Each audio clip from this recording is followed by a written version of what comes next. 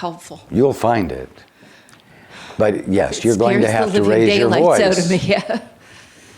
Pardon? It scares the living daylights out of me that I will find it.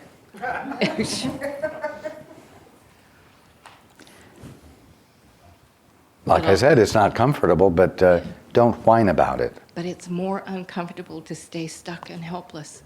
It's so awful. Yes, it is. Yeah. And you have the skill and the means of raising your voice.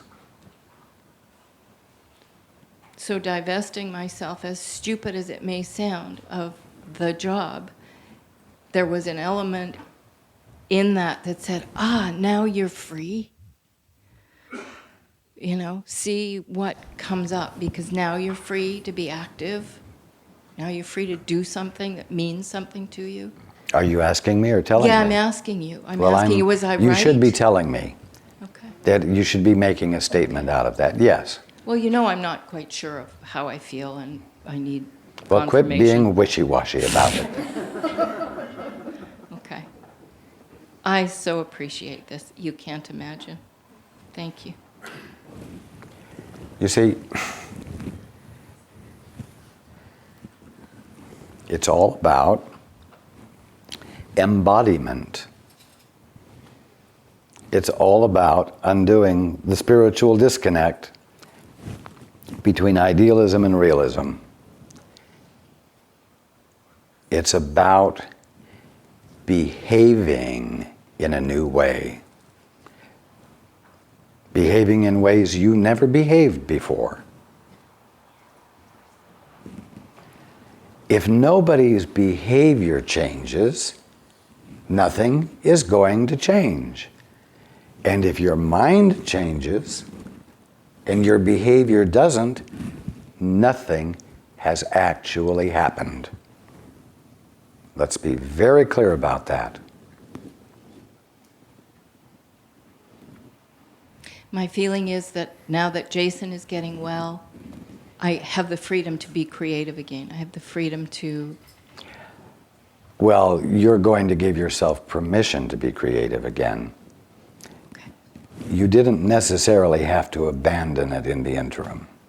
Indeed. And if indeed you are giving yourself permission to be creative again, I commend you. Have fun. Indeed. Thank you. You're welcome.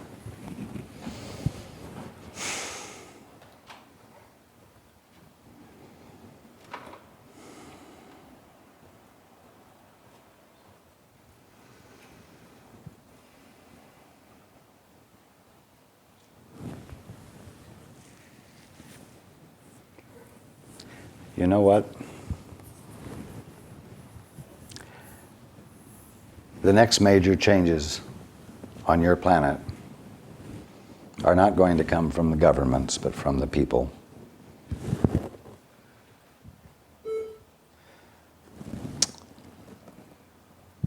That's you.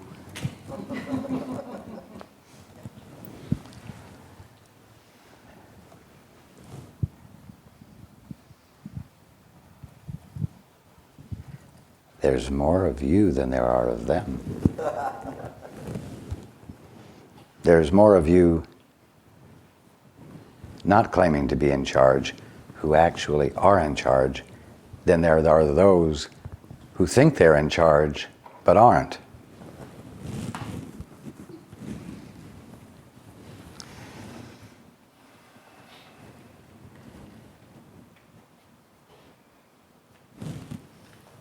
What I share with you gives you a sound basis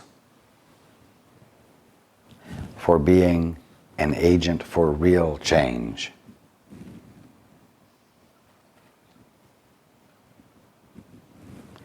But circumstances in the world are such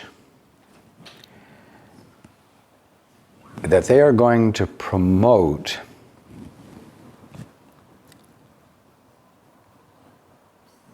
the common people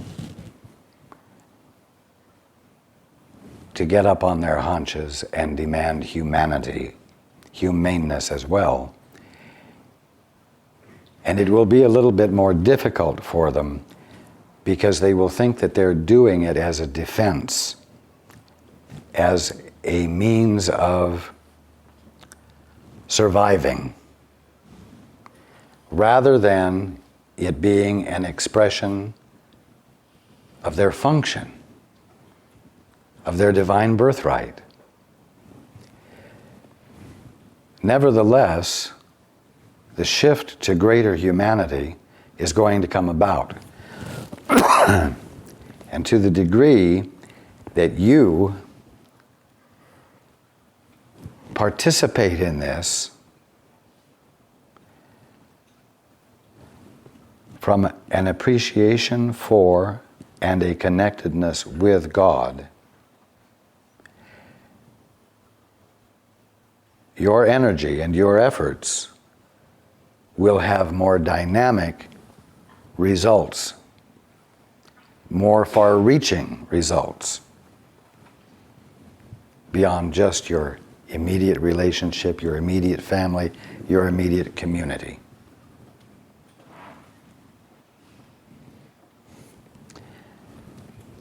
If you go home today with nothing more than an awareness that there's a need for your spirituality to be translated into new behavior, you've made a giant stride.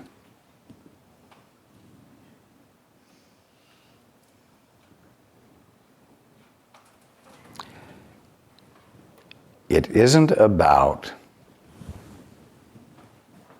an incredible mental experience of enlightenment and bliss. It is about that, but it's about that being translated into actions, embodied in the world,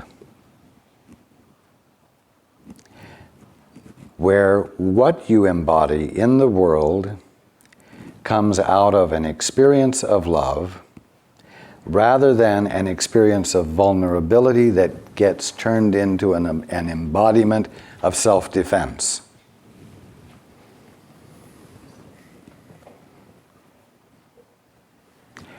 Each of you has plenty of opportunities, most every day, to not react to someone else's thoughtlessness or someone else's downright attack or expression of inconsideration. You have plenty of opportunities provided for you to make the choice between reaction, Frank, and your peace that allows you to be present with another without reaction, and therefore in a way that is contributive.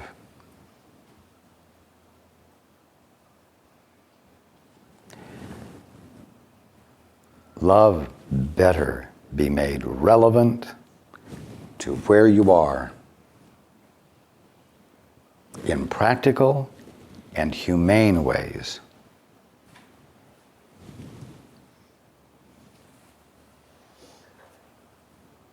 If you knew that you had the means of changing the world,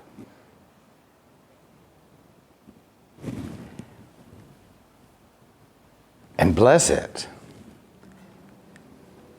by doing it, you would say, great, and I'm telling you that now you know that you do have the means.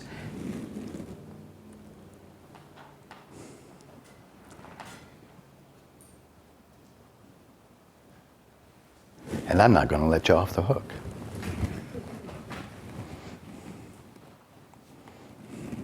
Thank you.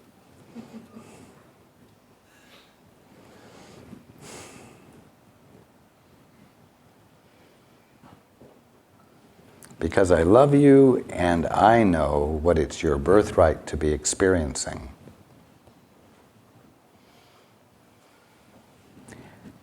I will keep your nose pointed in the right direction.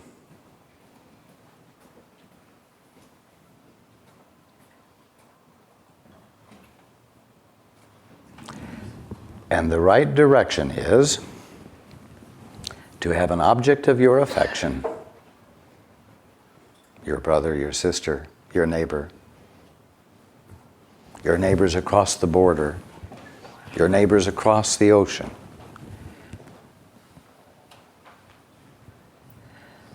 To have an object of your affection and find a way to extend the gift of your love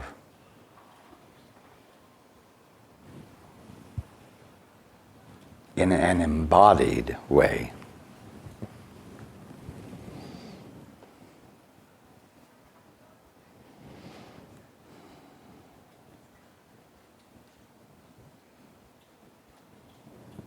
If nothing else, Paul and Susan insist upon not abandoning the gift giving, whether there seems to be a way to do it or not. And when there seems not to be a way to do it, the temptation is to become self-protective, to do something to save their ass, to do something to keep some level of comfort for them.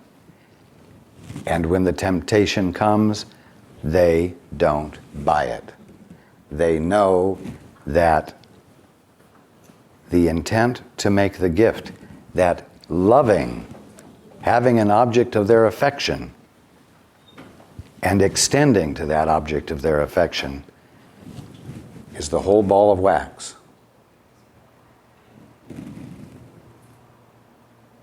Extension is the point. You're always going to be extending one of two things: your ego fears or the Father's perspective and the Father's love, whichever one you've chosen to let in. You're always extending something.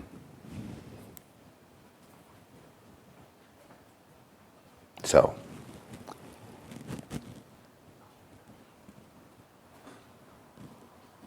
if you will care about your fellow man and extend love to him, you will be blessed by the love that comes through you to your fellow man, and you will lay the groundwork for being able to stand in receipt of love from your fellow man that he will be blessed by because of the love that came through him to give to you.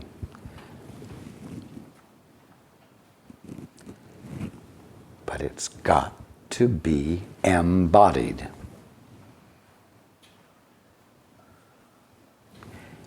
And you're going to have to do it with your bodies. Whether it's opening your mouth and making sounds and speaking in public, even though your ego is afraid of that, or whether it's using your hand to write letters, or whether it's using your fingers to send emails out on the internet. Open your mouth and let what comes out be a solution, be a blessing rather than a cursing. Make that choice.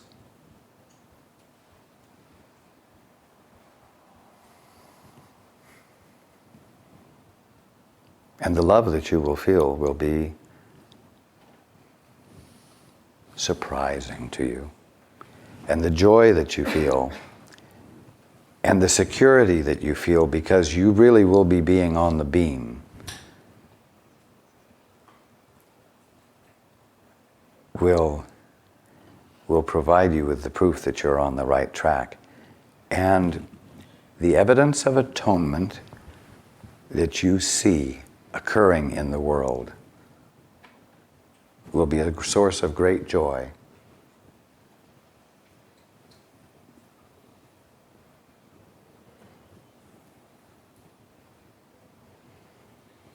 That's where it's at.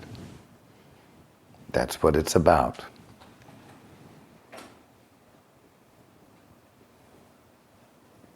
The Bible says that I said, if you have done it unto the least of one of these, you have done it unto me.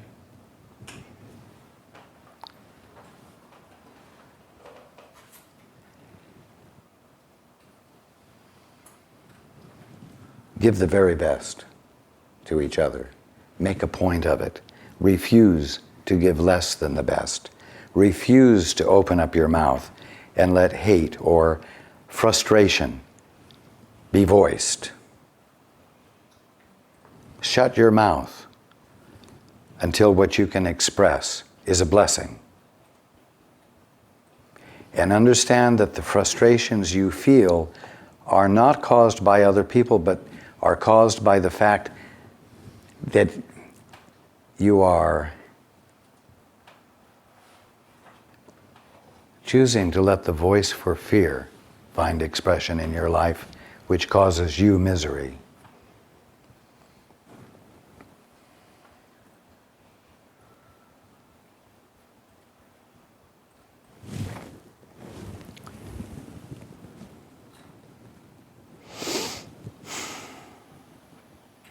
Do you need a blessing? Yes.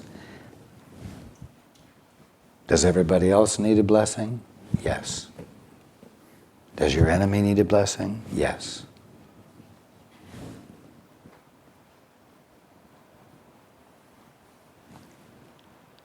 Well, stop blessing them out and start blessing them.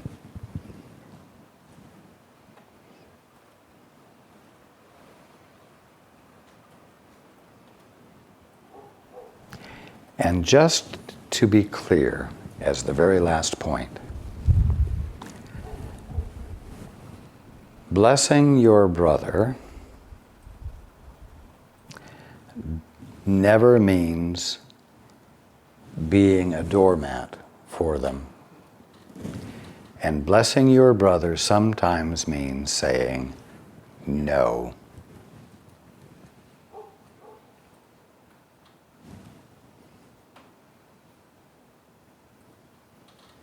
That's another place where spiritual disconnect occurs. Well, I'm supposed to be loving. And so he or she or they can be as obtuse and unpleasant as they want. It won't affect me because I'm the presence of love. You tell me where the love is in allowing another to be hurtful without saying no, so that they learn that that is not in harmony with the way things work. So it doesn't mean becoming a doormat.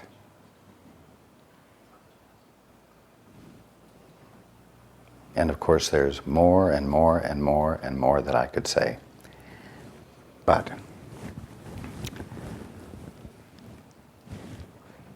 I have spoken clearly and succinctly and lovingly.